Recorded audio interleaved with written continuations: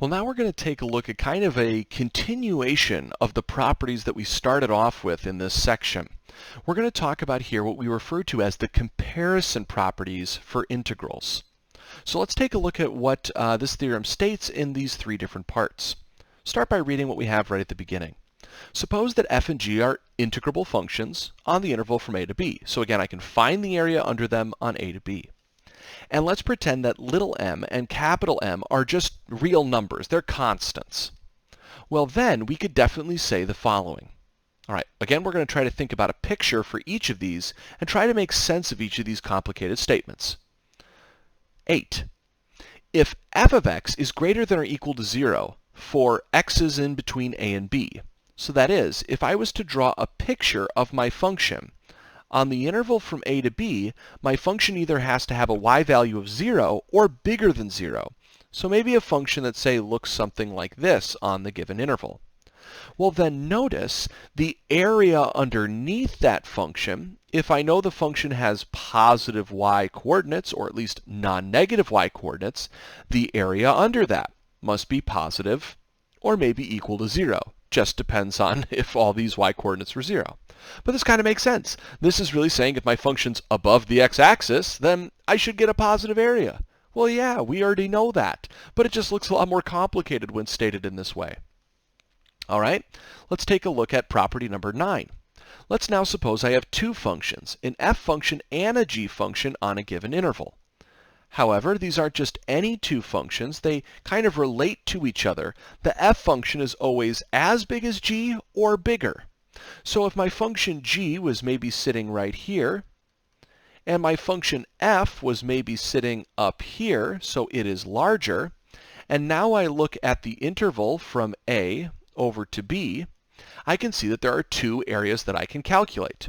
I can calculate the area underneath g of x, or I could calculate the total area underneath f of x.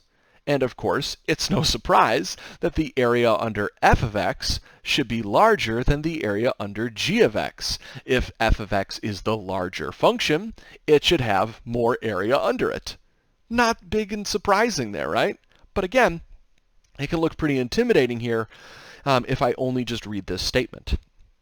Now 10 looks the most intimidating, but surprisingly, it's also the most useful. Let's take a look at what it says.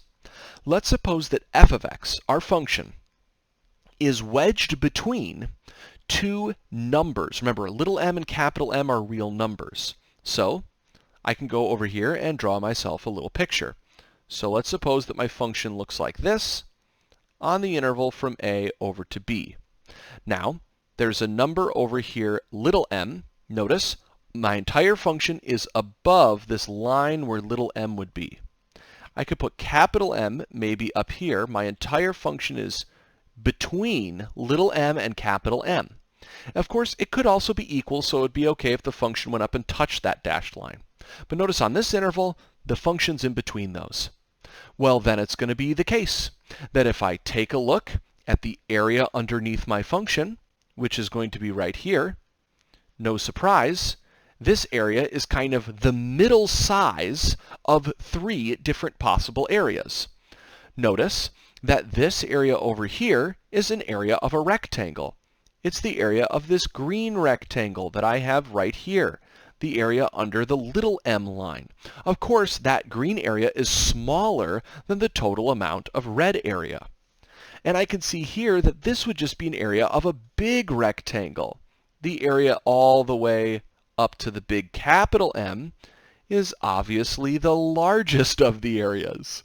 So again, when I draw this property out, it's not really that surprising, right? I mean, if m is biggest, it should have the most area under it. If f is in the middle, it should have the middlest amount of area, if that's even a way to phrase it. And if m is the smallest, it should have the smallest amount of area. No surprise. But property number 10 is actually going to be extremely useful for estimating values of extremely difficult integrals. And we'll see how to make use of property number 10 as well as some of the other properties in the videos to come.